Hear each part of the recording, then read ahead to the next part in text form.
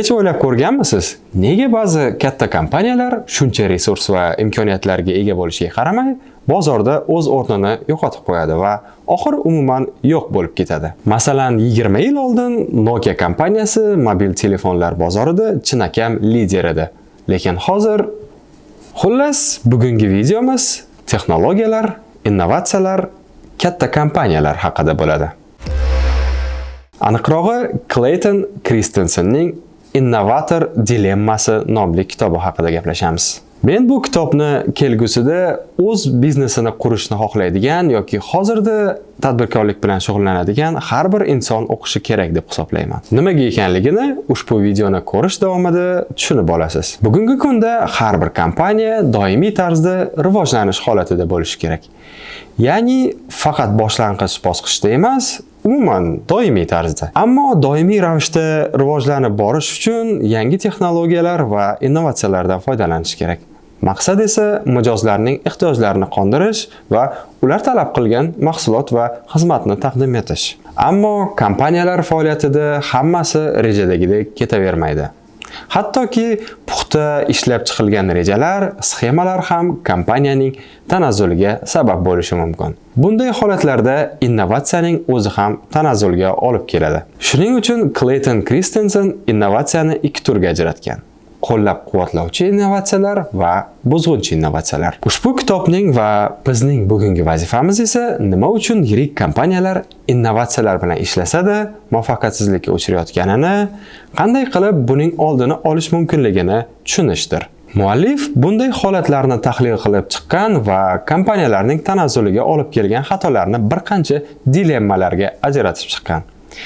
Keling, avvalo dilemma nima ekanligini tushuntirsam. Dilemma deb ikki yoki undan ortiq variantlardan birini tanlash kerak bo'lgan murakkab vaziyatga aytiladi. Unda duch kelinadigan vaziyatlarning har biri o'ziga xos kamchiliklarga yoki kutilayotgan noxush oqibatlarga ega. Oddiy qilib aytganda, bu shunday vaziyatki, sizning oldingizda ikkita yoqimsiz ssenariy turadi. Lekin siz shulardan kamroq zarar keltiradiganini tanlashingiz kerak bo'ladi. Clayton Christensen keltirib o'tgan birinchi dilemma bu mijozlar va investorlarning fikriga qaramlik. Albatta, har qanday kompaniya talab yuqori bo'lgan mahsulotni ishlab chiqarishga, xaridorlarning ehtiyojlarini to'liq qondirishga intilishi tabiiy. Ammo shu intilish sababli kompaniya iste'molchilar va investorlar asiriga tushib qoladi. Ya'ni ularning fikrlariga qaramlik tufayli kompaniyaning o'zi mustaqil qarorlar qabul qila olmaydi. Oqibatda kompaniya tashqaridagilar uchun sog'in sigirga o'xshab qoladi va pozitiv o'zgarishlar yuzaga kelmay qoladi. Chunki agar kompaniya investorlar yoki mijozlar xohishiga qarshi qaror qabul qilsa, ular orqali keladigan sarmoya uzilib qolishi mumkin. Moliyalashtirishlarsiz kompaniya ham faoliyat yurita olmaydi. Xuddi Ouroboros kabi vaziyat yuzaga keladi. Ikkinchi dilemma bozorning yuqorisiga chiqishga intilish. Kompaniyalarda asosiy strategiya bu doimiy tarzda o'sishga intilish bo'ladi.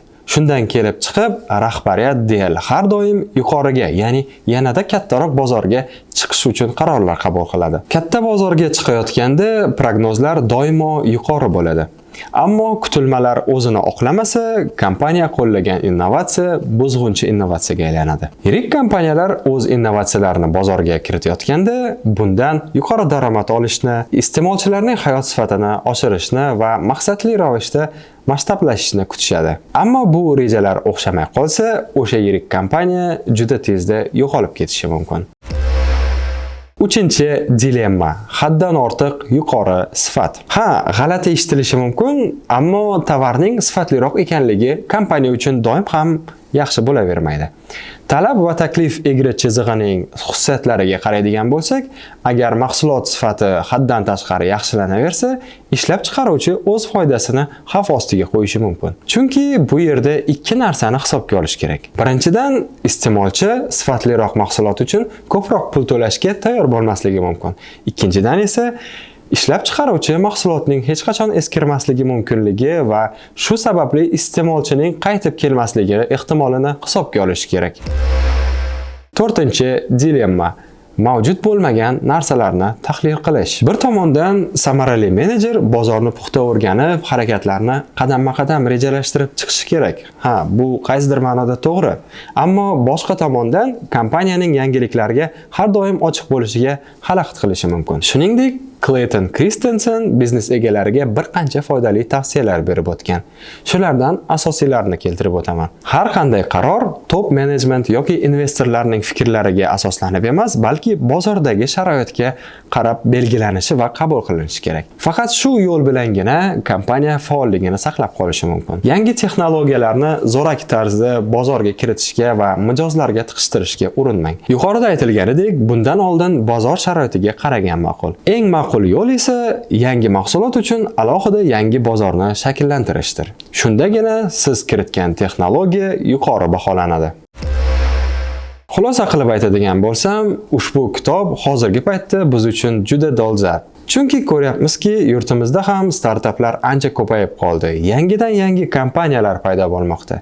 Yoshlar esa o'z startaplari uchun investitsiyalarni qo'lga kiritishmoqda. Shunday bir sharoitda innovatsiyalar bilan qanday ishlash, ularni bozorga qanday olib kelishni tushunish va bundagi xavflarni hisobga olish juda muhim. Agar siz ham shu yo'lda bo'lsangiz, Clayton Christensenning Innovator dilemmasi kitobi sizga foydali bo'ladi deb o'ylayman. Ushbu muallifning boshqa bir qator qiziqarli kitoblari ham mavjud. Masalan, uning Hayot strategiyasi va Farovonlik paradoksi kabi asarlarini masrid deb bilaman. Balki qachondir non-fiction loyihasi doirasida bu kitoblar haqida ham gaplasharmiz. Hozircha esa sizga ushbu videoni tomosha qilganingiz uchun rahmat deb qolaman. Bizni kuzatishda davom eting. Kelgusida e'tiboringizga bundan ham qiziqarli kitoblar haqida videolarni havola etamiz. O'z fikrlaringizni izohlarda yozib qoldiring va albatta videomizga like bosing. Keyingi sonlarda ko'rishguncha, xayr.